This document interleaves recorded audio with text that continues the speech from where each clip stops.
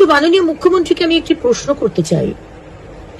মাননীয় এই ঝন্টু আলী শেখ যে নদিয়ার যে ব্লকে থাকেন তেহট্টে, সেই পাশাপাশি ব্লকে আমাদের এই শহীদ সুদীপ বিশ্বাস, আশা করি দেখতে পাচ্ছেন, এনার পরিবারও থাকে।